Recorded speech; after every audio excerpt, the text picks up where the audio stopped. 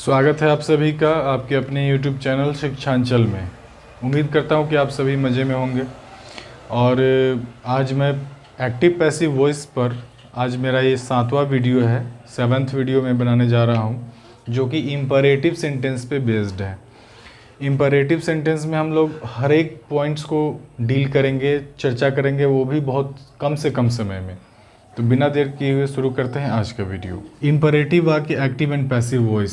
इसमें सबसे पहले जानेंगे कि इम्परेटिव होता क्या है, कैसे सेंटेंसेस इम्परेटिव कहलाते हैं। तो जिसमें ऑर्डर की भावना हो, ऑर्डर मतलब आदेश देना, रिक्वेस्ट, किसी से आप रिक्वेस्ट कर रहे हो, आग्रह कर रहे हो, एडवाइस किसी को सलाह दे रहे हो, इस प्रकार के जब भाव उत्पन्न हो सेंटेंस में तो आप समझ लेंगे कि वो इम्परेटिव वाक्य है। तो हम लोग एक्टिव पैसिव में समझेंगे कि इन सारे ऑर्डर, रिक्वेस्ट, एडवाइस वाले सेंटेंसेस को कैसे चेंज करें। इसके अलावा और भी बहुत सारे फैक्टर्स होते हैं इम्परेटिव सेंटेंस के जो कि इससे भी परे हैं, उनकी भी चर्चा हम लोग करेंगे। तो बात हो रही है इम्परेटिव सेंटेंस की। तो सबसे पहले मैंने बताया था एडवाइस यानी सलाह। सलाह वाले सेंटेंसेस को देखेंगे, उसके स्ट्रक्चर को भी देखेंगे।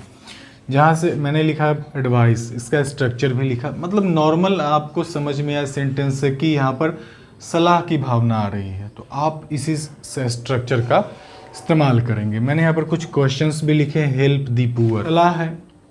डोंट अब्यूज द बॉय, लड़के को गाली मत दो, ये भी सलाह है। लव योर फैमिली, अपने परिवार को प्यार दो यानी प्यार करो। तो इसको हम इसी स्ट्रक्चर पे पैसिव में चेंज करेंगे। ये सारे आपके एक्टिव हैं।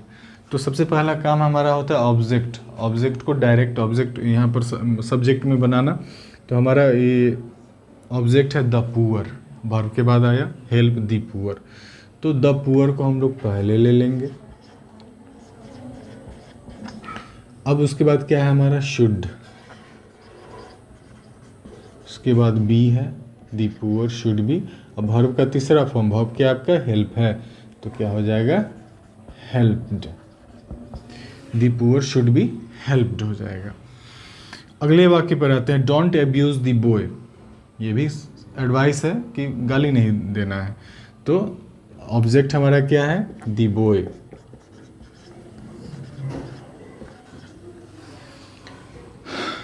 उसके बाद ये हमारा लिखा गया सब्जेक्ट क्या होगा शुड।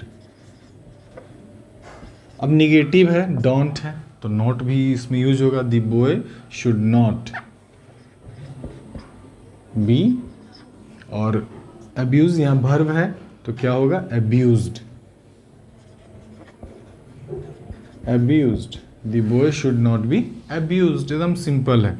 लव योर कंट्री, ये भी सलाह है। तो आप सॉरी कंट्री नहीं फैमिली है, तो यहाँ पर योर फैमिली आपका पहले ऑब्जेक्ट है, तो सब्जेक्ट में लिखा जाएगा योर फैमिली। और स्ट्रक्चर हमारा क्या कहता है शुड बी। निगेटिव रहता तो शुड नॉट भी लगाते, पॉजिटिव है तो your family should be. Love है तो क्या होगा लव्ड। आई होप कि आपको ये एडवाइस वाले सेंटेंसेस समझ में आ गए होंगे।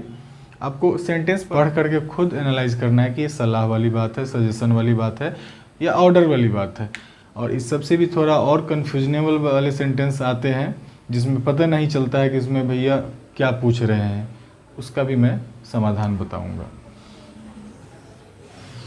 दोस्तों बहुत सारे ऐसे सेंटेंसेस आपको मिलेंगे इम्पेरेटिव सेंटेंस में जिसमें आपको आइडेंटिफाई करना मुश्किल हो जाता है कि ये ऑर्डर कर रहा है, रिक्वेस्ट कर रहा है या एडवाइस कर रहा है।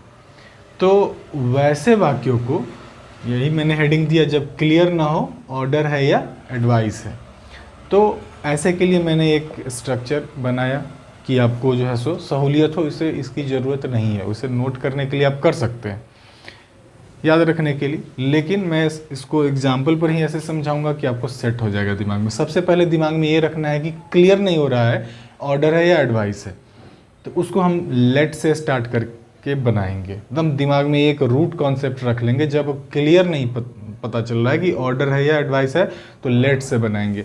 ध्यान दीजिएगा, सबसे पहला हम लेट लिखेंगे आंख मूंद करके।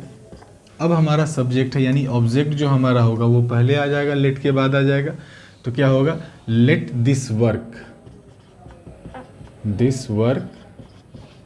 उसके बाद क्या है, बी है, बी और भी3 तो डू है, तो क्या हो जाएगा, डू डिड डन, यानी let this work be done. एकदम सिंपल है। दूसरा हमारा है bring a glass of juice. हो सकता है कोई किसी को ऑर्डर भी कर सकता है, एक गिलास जूस लाओ। एक एडवाइस भी कर सकता है कि एक गिलास जूस लाइए। तो कन्फ्यूजन है कि भाई लिखने वाले क्वेश्चन ने तो लिख दिया क्वेश्चन को, लेकिन अब क्या किस सेंस में लिखा, ऑर्डर वाले सेंस में लिखा या एडवाइस वाले सेंस में लिखा या रिक्वेस्ट, नहीं पता चल रहा है। तो हम क्या करेंगे, इसी फॉर्मेट पर चलेंगे। तो bring a glass of juice, तो अ ग्लास ऑफ जूस आपका क्या है, सब्जेक्ट हो जाएगा यहाँ पर। तो लेट से स्टार्ट करते हैं, पहला रूल है a glass of juice, let a glass of juice. उसके बाद क्या है, बी है, बी ब्राउट।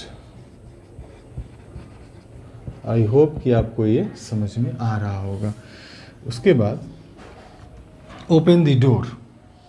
हो सकता है आपके पिताजी, आपके चाचा जी बाहर बहुत देर से वेट कर रहे हो और नॉक कर रहे हो, आप खोल नहीं रहे हो, हाँ, तो चिल्ला करके बोलेंगे या गुस्सा करके बोले, या आप घर में हो, कोई नॉक किया तो आपको एडवाइस किया जा सकता है कि हाँ दरवाज़ा खोल दो। ऑर्डर भी हो सकता है और एडवाइस भी हो सकता है। तो बनाना हमको लेट से ही है। तो क्या करेंगे, सबसे पहले लेट लिखेंगे, लेट। उसके बाद हमारा सब्जेक्ट हो जाएगा यहाँ पर दी डोर, उसके बाद बी लगाते हैं, लेट दी डोर, और ओपन का क्या हो जाएगा, ओपेंड, ओपेंड। ये आपका क्लियर हो गया। तो उम्मीद है कि ऐसे वाक्य जब आपके सामने में आएंगे तो लेट दिमाग में पहले आना चाहिए, उसके बाद तो सारा इजी है। दोस्तों अभी मैंने बताया कि जिन वाक्यों में पता न चले कि ऑर्डर है या एडवाइस है तो आप उसको पैसिव में लेट करके बनाएंगे, लेकिन जब आपका एक्टिव सेंटेंस ही लेट से शुरू हो तो उसको कैसे बनाएंगे। कन्फ्यूजन में आने की बात नहीं है। जब हमको पता नहीं चल रहा था ऑर्डर है कि एडवाइस है तब हम उसको पैसिव में लेट से बनाते थे, लेकिन जब हमारा एक्टिव सेंटेंस ही लेट से स्टार्ट होगा तब हम उसको कैसे बनाएंगे। यहाँ पर मैंने हेडिंग इसलिए दी है क्लियरिटी के लिए कि लेट से स्टार्ट होने वाले एक्टिव सेंटेंसेस। कुछ एग्जांपल्स भी लिया मैंने कि जिसको मैं बना करके बताऊंगा तो आपका कॉन्सेप्ट क्लियर होगा। ये बहुत टेंशन वाली बात नहीं है, इसको बस क्या करना है, लेट रोमी प्ले फुटबॉल, इम्परेटिव है यानी रोमी को फुटबॉल खेलने दो। हाँ, तो आपका जो ऑब्जेक्ट है फुटबॉल, ऑब्जेक्ट पता करने का सबसे साधारण तरीका है वर्ब से पूछा जाता है। वर्ब से पूछो, वर्ब क्या है हमारा, प्ले, तो व्हाट प्ले, या वेयर प्ले, तो व्हाट प्ले, तो फुटबॉल आंसर दे दिया। तो ये लेट वाला अगर एक्टिव में है तो उसको भी पैसिव में लेट से ही स्टार्ट करेंगे। सबसे पहले क्या लिखेंगे, लेट, क्लियर। उसके बाद आपका जो ऑब्जेक्ट है वर्ब से पूछेंगे वो बताएगा, प्ले है तो व्हाट प्ले, तो फुटबॉल, लेट फुटबॉल। उसके बाद बी का यूज करते हैं, let football be, let football be. अब वर्ब का तीसरा फॉर्म, बी प्लेड,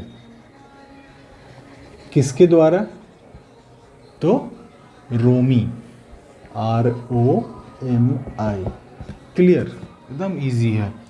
और यहाँ पर मैंने लेट्स लिखा, लेट्स का ये लेटस का कॉन्ट्रैक्शन है लेट्स, तो इसको थोड़ा सा अलग बनाएंगे। दिमाग में रखिएगा, जब लेट हो तो आप ऐसे बनाएंगे, लेट्स हो तो आप ऐसे नहीं बनाएंगे। लेट्स अलग होता है, लेट अलग होता है, ध्यान दीजिएगा। इसको बनाएंगे इट इज़ सजेस्टेड, एकदम फॉर्मेट दिमाग में बाय डिफ़ॉल्ट सेट कर लेना है कि लेट्स अगर एक्टिव में दिया है, पैसिव में चेंज करना है तो इट इज़ सजेस्टेड। क्या लिखेंगे, इट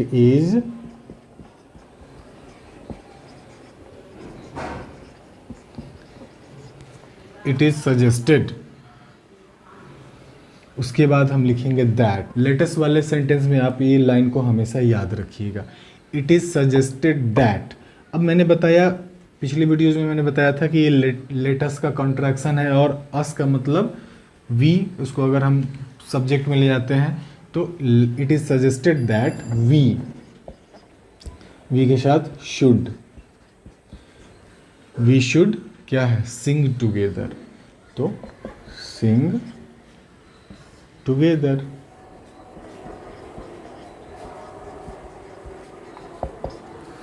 यानी लेट अस सिंग टुगेदर का हिंदी अर्थ निकालेंगे तो चलो मिलकर के गाते हैं, एक साथ गाते हैं। हाँ, एक प्रकार का सलाह ही है, इसलिए वी शुड सिंग टुगेदर, यानी ये ऐसा सुझाव है कि हमें एक साथ गाना गाना चाहिए। क्लियर। अब फिर आ गया हमारा लेट वाला, जो पहला सेंटेंस था वही तीसरा सेंटेंस है। तो आपको पता ही है कि लेट है तो लेट से ही स्टार्ट करेंगे। उसके बाद ऑब्जेक्ट हमारा क्या है, रीड है। रीड क्या, दिस नॉवेल। दिस, ध्यान रहे बहुत सारे बच्चे क्या करते हैं कि सिर्फ नॉवेल लिख देंगे, दिस को छोड़ देंगे, द रहेगा, द को छोड़ देंगे, और को छोड़ देंगे। ये गलत बात है। आप पूरा ऑब्जेक्ट होता है ये जो उसके साथ कनेक्टिंग होता है, तो आप पूरा को लिखेंगे, लेट दिस नॉवेल। उसके बाद क्या लगेगा, बी लगेगा, तो let this novel be read किसके द्वारा, बाय हिम। ये उम्मीद है कि आपको ये तीनों सेंटेंस और इस प्रकार के वाक्य जो लेट से स्टार्ट होंगे एक्टिव में, उसको पैसिव में कैसे बदलेंगे आपको समझ में आ गया होगा। तो एक रिक्वेस्ट है कि आप सभी से कि प्लीज़ वीडियो को लाइक, शेयर और चैनल पर नए हैं तो सब्सक्राइब जरूर कर दें।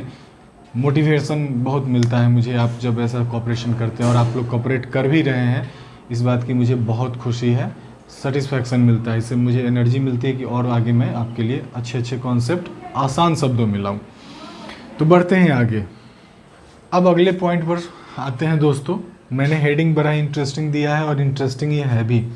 अगर एक्टिव सेंटेंस में प्लीज़ काइंडली हो तो, अगर आपका सेंटेंस एक्टिव सेंटेंस है उसको कह रहा है कि पैसिव में चेंज करो, उस सेंटेंस में प्लीज़ का यूज़ किया है और काइंडली का भी यूज़ किया है, तो वैसे सेंटेंसेस को आप कैसे पैसिव में बनाएंगे वो सीखेंगे अभी।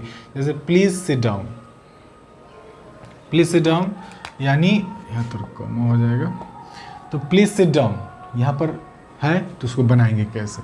तो ऐसे सेंटेंसेस को हमेशा एक दिमाग में एक set by default root concept रखेंगे। क्या रखेंगे, you are requested,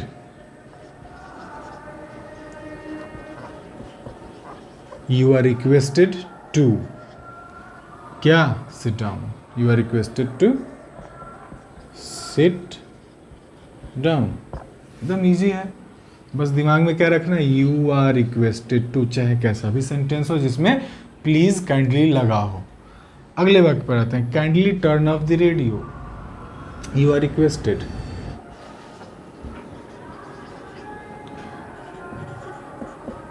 you are requested to. यहाँ तक आने में हिचक नहीं होनी चाहिए। उसके बाद क्या रिक्वेस्ट हो रहा है, काइंडली प्लीज़ का मतलब ही होता है रिक्वेस्ट करना, इसलिए ये लगता है you are requested to turn off the radio. Clear. अब हम आते हैं तीसरे वाक्य पे, प्लीज़ वॉच माई वीडियो। ये मैं भी बोल रहा हूँ और सेंटेंस भी बोल रहा है, इसलिए इस बात को जो है आप लोग ध्यान देंगे। तो क्या लगाएंगे, you are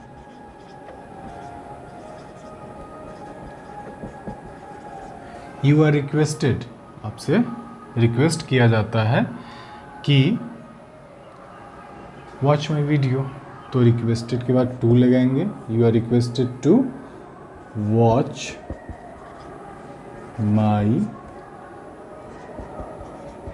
video. I hope कि इस तरह के वाक्य को अब आप पैसिव में चुटकियों में चेंज कर लेंगे। अब अगले टॉपिक पर आते हैं दोस्तों। मैंने हेडिंग दिया, अगर पैसिव सेंटेंस इंट्रांजिटिव वर्ब से स्टार्ट होता है। आपका पैसिव हुआ कि जब इंट्रांजिटिव वर्ब से स्टार्ट होता है, जैसे स्टैंड अप, वर्क हार्ड। अब ये इंट्रांजिटिव वर्ब थोड़ा सा शॉर्ट में समझ लें, आगे मैं इस पर वीडियो बनाऊंगा वर्ब पे। तो इंट्रांजिटिव वर्ब होते क्या है, जिसका वैसा उसमें वैसा एक्शन होगा, ऐसा वर्ब होगा जिसका कोई डायरेक्ट ऑब्जेक्ट नहीं होगा, कोई उसका रिसीवर नहीं होगा, उसे इंट्रांजिटिव वर्ब कहते हैं। किसे कहते हैं, जिसका कोई रिसीवर ना हो, कोई डायरेक्ट ऑब्जेक्ट ना हो, उसको हम इंट्रांजिटिव वर्ब कहते हैं। तो ऐसे वाक्यों को हम लोग यू आर ऑर्डर टू या एडवाइज टू से स्टार्ट करते हैं। यू आर ऑर्डर्ड टू, या यहाँ पर हम एडवाइज टू भी यूज कर सकते हैं आंख मूंद करके। यू आर ऑर्डर्ड टू क्या, स्टैंड अप। बाकी जो रहेगा वैसे जस का तस लिख देते हैं, कोई चेंजिंग नहीं होगा, स्टैंड अप। दूसरे वाक्य पे आते हैं, वर्क हार्ड। तो you are advised to work hard. I hope कि ये इंट्रांजिटिव वर्ब वाले सेंटेंस आपको समझ में आ गया होगा। साथियों, अब हम लोगों का इंपेरेटिव सेंटेंस का आखिरी पॉइंट, इसको समझना बहुत ही जरूरी। जब active sentence indirectly command, request या एडवाइस शो करता है, वैसे सेंटेंसेस को आप पैसिव में कैसे बनाएंगे। ध्यान दीजिएगा, यहाँ पर ही asked Shyam to help him, ये इनडायरेक्टली क्या कर रहा है, रिक्वेस्ट कर रहा है कि श्याम से कि वो उसकी मदद करे। तो आप कुछ नहीं करेंगे, बस इसको ऐसे दिमाग में सेट करना है। वर्ब के बाद आपका एक ऑब्जेक्ट होगा जिसको पूछा जा रहा है, यानी श्याम। तो श्याम आपका पहले लिखा आएगा। श्याम अब पास्ट टेंस में है तो क्या हो जाएगा, वॉज हो जाएगा। Shyam was asked to